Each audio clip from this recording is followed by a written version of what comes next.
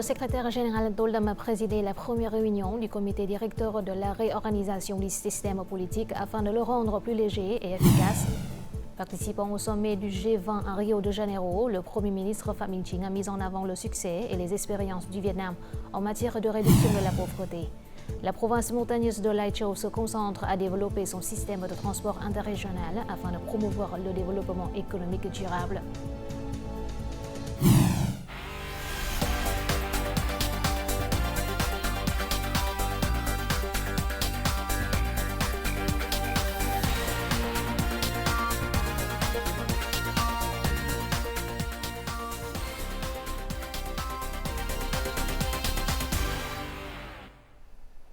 Mesdames et Messieurs, bonjour, bienvenue au journal francophone de la télévision du Vietnam. Sous la présidence du secrétaire général Toldam, le comité directeur de la réorganisation du système politique s'est réuni ce mardi à Hanoï. Le leader du PCV a souligné que cette première session avait pour but de mettre en place les procédures nécessaires et d'évaluer la mise en œuvre de la résolution numéro 18 du comité central du parti, 12e exercice. Cette réforme vise à rendre le système politique plus léger et efficace pour répondre aux défis actuels. Le bureau politique du parti a réitéré son engagement à transformer l'appareil organisationnel du pays en mettant l'accent sur la performance et la simplicité. Lors de cette réunion, le chef de la commission centrale d'organisation du parti, Lê Minh Hưng, a présenté un état des lieux des avancées et détaillé les prochaines étapes de cette réforme administrative majeure au sein de l'appareil politique.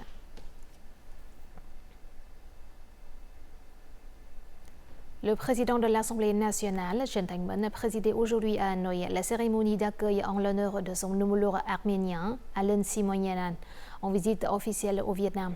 Après la cérémonie d'accueil, les deux dirigeants se sont entretenus, affirmant leur volonté de voir se renforcer l'amitié traditionnelle et la coopération multiforme entre le Vietnam et l'Arménie, notamment dans les domaines de la légalité, de la défense et de la technologie.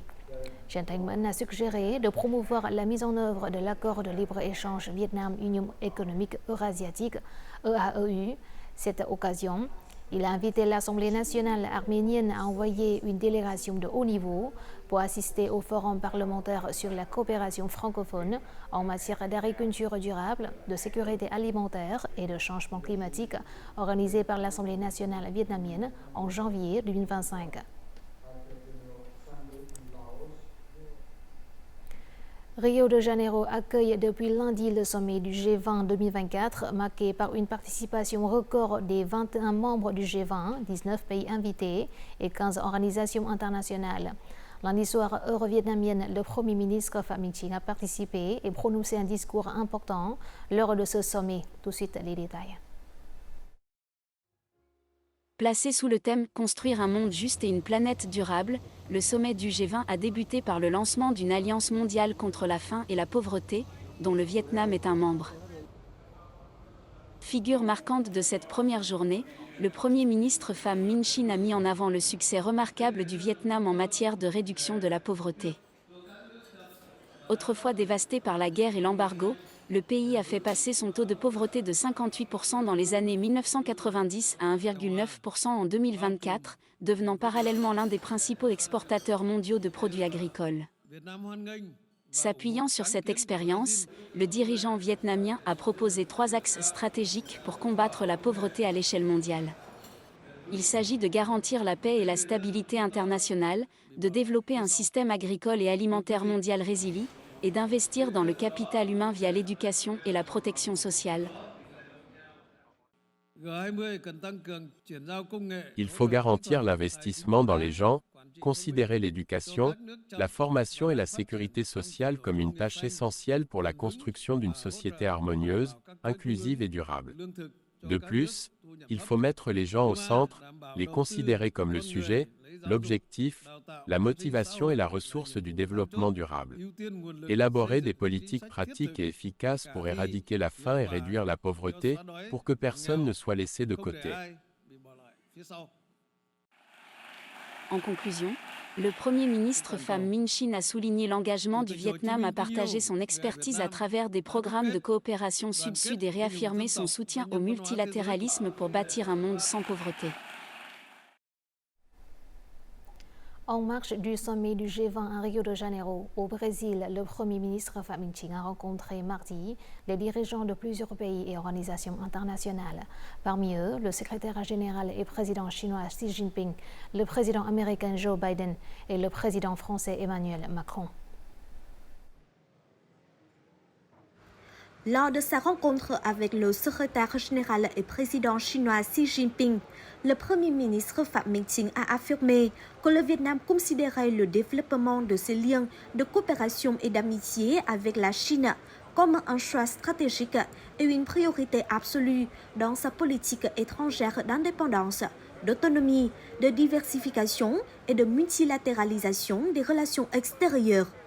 Le chef du gouvernement vietnamien a exprimé son espoir que les deux parties continueront de coopérer étroitement pour mettre en œuvre les perceptions de haut niveau, les déclarations communes et les documents signés lors des visites de haut niveau.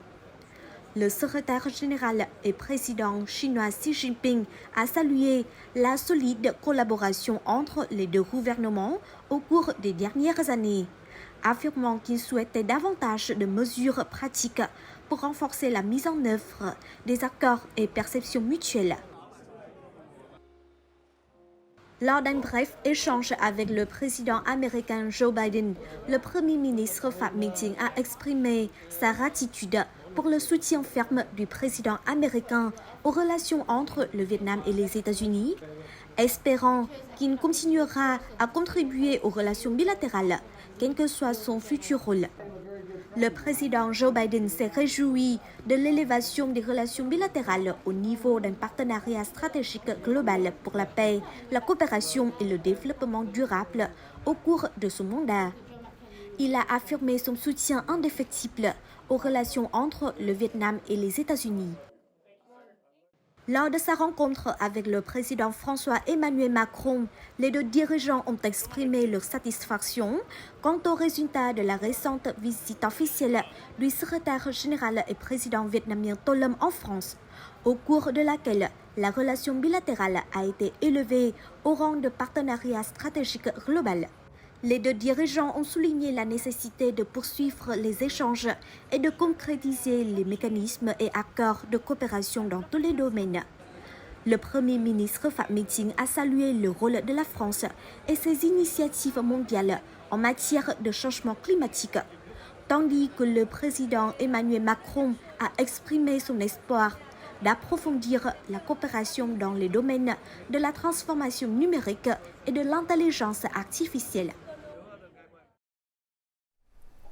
Aujourd'hui, le comité permanent de l'Assemblée nationale a achevé avec succès sa 139e session. Après 2 jours et demi de travail, le comité permanent a examiné 9 projets de loi et un projet de résolution. L'un des points centraux de la session a été un examen approfondi des unités administratives au niveau des districts et des communes pour la période 2023-2025. L'approbation de 12 résolutions à cet égard, ainsi que de 3 autres, montre l'engagement du comité permanent à rationaliser la gouvernance et à améliorer les services publics. Lors de cette session, le comité permanent a aussi donné son avis à la loi sur l'électricité amendée, la loi sur les données et la loi sur l'investissement public amendée. Selon l'Association vietnamienne des fruits et légumes, les exportations de fruits et légumes continuent de prospérer et pourraient établir un nouveau record de 7,5 milliards de dollars, soit une augmentation de 1,8 milliard de dollars par rapport à l'année dernière. En 10 mois, les exportations de fruits et légumes vers tous les marchés ont augmenté. Le durian et la mangue sont les 2 produits qui contribuent le plus à ce nouveau record. Bien que la principale saison du durian dans les hauts plateaux du centre se soit terminée en octobre, le Vietnam a encore du durian hors saison à fournir pour l'exportation. Cette année, le chiffre d'affaires des exportations de durian pourrait atteindre 3,5 milliards de dollars. La Chine est le plus grand marché de consommation de durian. Les prix du durian ont doublé depuis les premiers mois de l'année, détenant actuellement un record de 165 000 dong par kilogramme. Les prix du durian augmentent de jour en jour en raison de la faible quantité. Le prix est donc très élevé. Nous prévoyons qu'en 2024, le protocole entre le Vietnam et la Chine poursuivra les négociations sur les produits surgelés. Ce marché compte 1,4 milliard d'habitants. Nous nous développons également sur des marchés tels que les États-Unis, l'Australie et le Japon.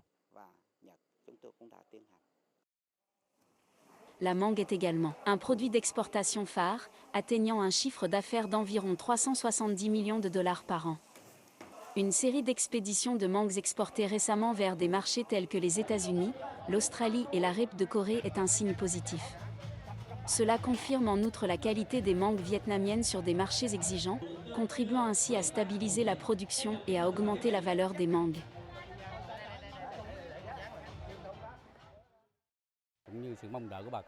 Avec l'exportation officielle de 18 tonnes de mangue vers la République de Corée, nous avons la motivation pour produire des produits de qualité et nous développer en toute confiance sur d'autres marchés à travers le monde. L'exportation d'un lot de mangues acacia vers le marché coréen fait partie d'une série d'événements que le secteur agricole local signe avec les entreprises pour déployer une chaîne de maillons efficace. Nous nous efforçons d'aider les agriculteurs à modifier la structure de leur culture et à aider les entreprises à disposer de zones matérielles favorables à l'exportation. À l'heure actuelle, les entreprises exportatrices de fruits et légumes sont déterminées à promouvoir leur croissance et à tirer pleinement parti du marché, notamment des accords de libre-échange de nouvelle génération. Notre journal continue avec les taux de change et l'indice de la bourse du Vietnam.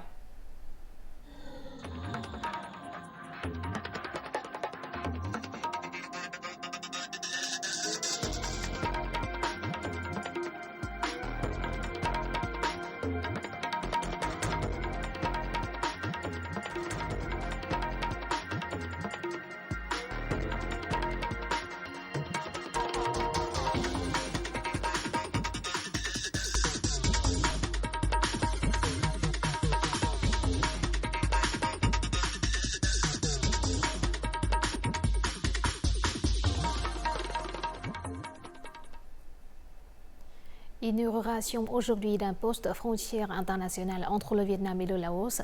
Il s'agit du poste frontière de Long Sap-Pahang qui joue un rôle clé dans la connexion entre la province vietnamienne de Sơn La et la province lao de Hua Phan. L'ouverture de ce poste frontière international ouvre de nouvelles perspectives de développement économique, commercial et culturel via la frontière Vietnam-Laos. Cette initiative contribue non seulement à dynamiser les échanges économiques et à améliorer la vie des populations locales, mais aussi à renforcer la solidarité et l'amitié historique entre les deux pays voisins. Rattachée à la région du Nord-Ouest, Lai Châu est une province montagneuse qui partage une frontière de plus de 265 km avec la Chine. Cette province a besoin d'un système de transport interrégional, en particulier dans les districts et communes éloignés. Accélérer la mise en œuvre de projets de transport clés afin d'assurer un transport fluide est un objectif fixé par Lai Châu ces derniers temps. État de lieu dans le district de Thanh Uyên, l'une des localités qui développe ses infrastructures de transport. La famille de Madame Nguyen est spécialisée dans la production et le commerce du riz de spécialité Thanh Uyên.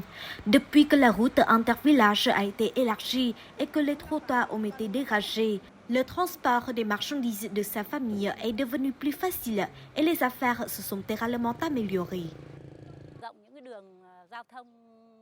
L'expansion des routes est très pratique pour notre famille, pour nos affaires. Les camions peuvent venir récupérer les marchandises à tout moment. Comme chez moi, en moyenne, il y a 4 camions par jour. Le projet d'infrastructure urbaine dans le bourg de Thanh Uyên a débuté en 2023. Le but est de relier 3 communes et villes de Mường Cang, Thanh Uyên et Mường Thanh, ce qui permet de réduire la charge sur la route nationale 32.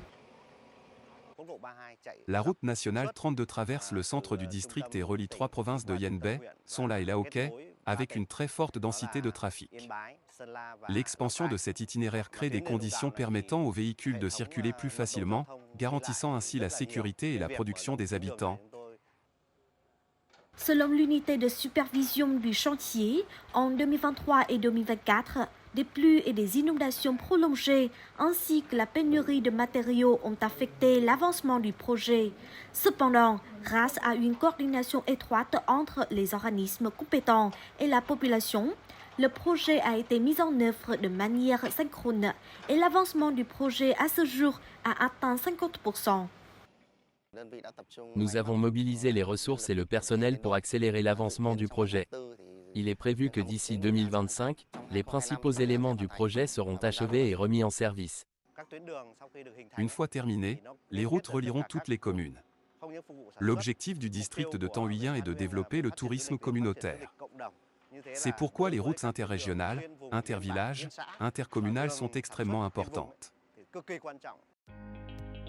Les infrastructures de transport ont été progressivement améliorées, créant un environnement favorable au développement socio-économique de Thanh Uyên. Cela permettra à cette localité de profiter de la culture locale et du paysage naturel pour attirer les investisseurs, contribuant ainsi à réaliser l'objectif d'atteindre les normes de la nouvelle ruralité d'ici 2025. Selon le projet de planification générale d'ici 2040, l'île de Phu Quoc a pour objectif de devenir un centre de services touristiques et de villégiature de haute qualité, attrayant pour les touristes nationaux et internationaux. Cette ville a mobilisé des ressources d'investissement, développé des produits touristiques, modernisé les infrastructures sociales afin de promouvoir sa marque internationale. Autrefois, cette terre était sauvage et belle, mais maintenant elle est encombrée et sale. Dans les temps à venir, cette plage de 1,7 km de long sera rénovée et traitée avec les eaux usées des zones résidentielles, créant ainsi une plage publique propre au service des résidents et des touristes. Le parcours pédestre côtier de 9 km de large aura de nombreux équipements, tels que des restaurants et des expositions. Ce lieu deviendra une place maritime internationale avec des festivals et des théâtres. Ces deux projets appartiennent à la phase 1 du projet Place de la mer internationale à An Thới. Les gens ici sont très enthousiastes et espèrent que les autorités rendront la plage propre et belle, attirant ainsi de nombreux touristes. Cette localité vient également de démarrer la construction d'un hôpital général international d'une superficie totale de 19 000 m². L'hôpital dispose d'un système de machines modernes et d'une équipe de médecins de premier plan. L'hôpital contribue aux soins de santé des habitants et des touristes. Les visiteurs venant ici se sentiront plus en sécurité grâce aux services que l'hôpital fournit aux visiteurs. Actuellement, chaque semaine, Phu Quoc accueille 154 vols internationaux aller-retour, soit une augmentation de 64 vols par semaine par rapport à l'été, et cela devrait doubler d'ici le début de l'année prochaine. En plus des produits touristiques liés à la nature, au festival et à la gastronomie, la modernisation des infrastructures résidentielles de cette ville côtière devrait créer davantage d'attrait pour les touristes et promouvoir le développement durable. La région du Sud-Oriental abrite de nombreux grands fleuves. C'est un avantage pour développer le tourisme et les services. Afin de connecter et de développer les produits touristiques fluviaux interlignes, les localités favorisent le développement d'itinéraires et de destinations touristiques. En particulier, la ville de Vũng Tàu constitue un point de connexion important qui contribue à relier la chaîne de produits fluviaux de la région. Tout site est de lire. Ho Chi Minh Ville et le service du tourisme de la province de Bà Rịa Vũng Tàu ont étudié la route fluviale en aval de la rivière Dinh, à l'ouest de la ville de Vũng Tàu. Cet itinéraire touristique permet aux voyageurs de visiter Vũng Tàu depuis la mer, de voir les ouvrages et activités industrielles typiques de cette ville côtière. En outre, les visiteurs peuvent également en apprendre davantage sur la vie des autochtones et déguster des fruits de mer dans le village aquacole situé sur les rivières Dinh et Chava.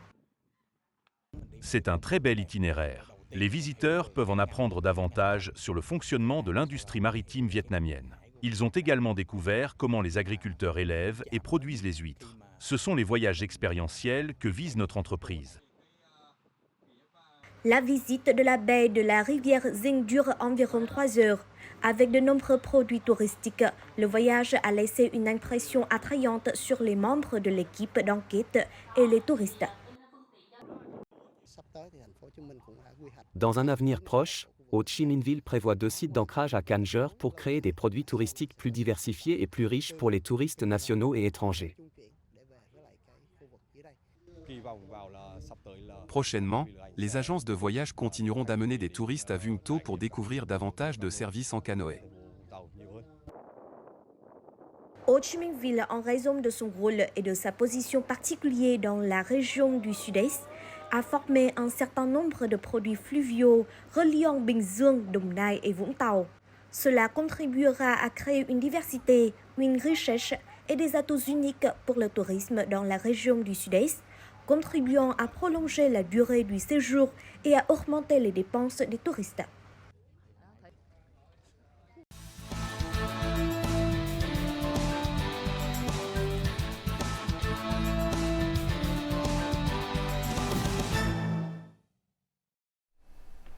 Andy Solomon est un photojournaliste présent au Vietnam au premier jour du processus de renouveau. Le Vietnam l'a accueilli avec l'hospitalité d'une nation en forte croissance. Andy y a trouvé des choses spéciales qui l'ont retenu longtemps. À travers ses photos, il a diffusé des histoires sur l'aspiration à la prospérité et l'esprit de paix du peuple vietnamien. Nous en saurons plus dans le reportage qui suit. Inaugurée en octobre dernier, l'exposition intitulée Hanoi A Time to Remember marque une étape importante dans la carrière du photographe Andy Solomon. C'est la première fois que ces photos personnelles sont présentées au public, en plus des photos de Lê Bích, retraçant la période de développement de Hanoi entre 1992 et 2012. Les photos de Lê Bích et d'Andy Solomon font découvrir les divers aspects de la vie quotidienne de Hanoï. Ce ne sont que des images de petits coins de rue, des histoires simples et touchantes racontées par l'art photographique, avec des illustrations. Le but ultime de la photographie est de faire vibrer le cœur des gens. Dans cette exposition, je constate que les deux auteurs ont la même fréquence vibratoire. C'est pourquoi j'apprécie beaucoup cette exposition, qui montre Hanoï à travers de nombreuses étapes différentes, et la beauté de cette exposition réside dans son authenticité.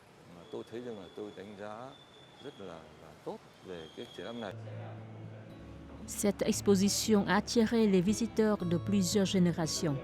Pour ceux qui ont traversé les hauts et les bas de l'histoire, les photos d'Andy Solomon et Lê Bích rappellent les souvenirs des temps difficiles et en même temps la fierté des changements positifs du pays.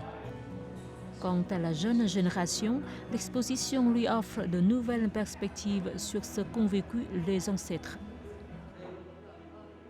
Andy Solomon n'était pas le premier journaliste étranger à venir travailler au Vietnam au moment où le pays entamait le processus de renouveau. Mais il s'est attaché à ce pays plus longtemps que beaucoup d'autres. De 1992 à 1999, il a collaboré avec de nombreux grands journaux et agences de presse. Andy Solomon a contribué à présenter dans le monde entier l'image d'un Vietnam ouvert avec des gens sympathiques et travailleurs. Ces photos prises durant ces années décrivent principalement la vie simple et l'optimisme des Vietnamiens. Les premières photos ont été prises dans les rues de Hanoï, non pas dans le centre-ville, mais de l'autre côté de la digue du fleuve Rouge. Lors de mon deuxième ou troisième jour ici, j'ai marché depuis la rue Tong Dan, en passant par la digue, jusqu'à la rivière Rouge, et j'ai découvert un quartier très pauvre, où les gens n'avaient presque rien. Au début, je m'inquiétais un peu, mais, très vite, tous mes soucis ont disparu. J'ai vu des visages souriants, j'ai vu des gens sortir, ils m'ont tendu la main, m'ont invité à m'asseoir et à boire du thé. Ils m'ont accueilli à bras ouverts. Ils étaient extrêmement pauvres, n'avaient presque rien, mais ce qu'ils avaient. Ils voulaient le partager et ils ne me feraient jamais payer quoi que ce soit. Il y a eu beaucoup de petites histoires comme celle-là. La photo derrière vous montre des conducteurs de cyclos dans le vieux quartier de Hanoï. Et dans la maison en face, il y avait une femme avec 2 enfants qui est sortie de la maison avec un bouquet de roses et me les a offerts. Cela me reste toujours à l'esprit. La ruelle Phat Lộc à Hanoï est l'un des endroits qu'Andy Solomon avait photographié dès ses premiers jours à Hanoï. 30 ans après, il y est revenu, revoir la famille de l'un de ses personnages. Je suis vraiment désolé d'être de retour ici après 30 ans. C'est un souvenir pour une journée très heureuse. C'était en janvier 1993. Cette femme n'a pas pu contenir ses émotions lorsqu'elle a vu une photo de leur père décédé. Ces émotions sont ce qu'espère retrouver Andy Solomon lorsqu'il réalise un projet personnel appelé « Les échos retracer le Vietnam ». Andy revient cette fois à Hanoï, mais aussi dans de nombreuses localités montagneuses du nord et des hauts plateaux du centre pour retrouver les personnages qu'il avait photographiés pour leur offrir des cadeaux.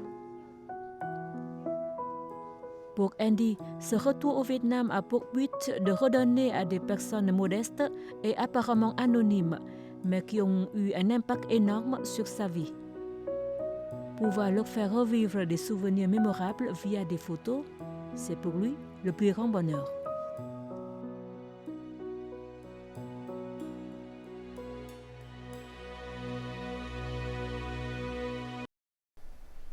Voici tout de suite les prévisions météorologiques dans les principales villes du Vietnam.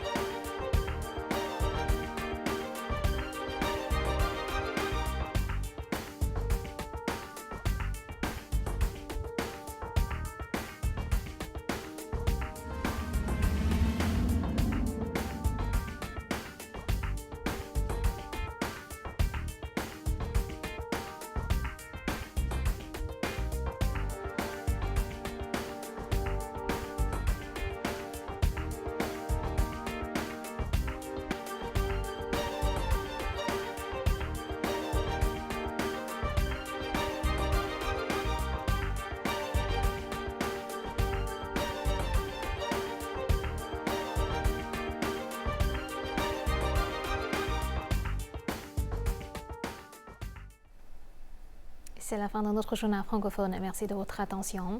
Afin de regarder en ligne les émissions de la chaîne VTV4, veuillez consulter le site web apparu à l'écran. Vous pouvez aussi télécharger l'application VTV Go sur App Store ou Google Play. Au revoir et à la prochaine.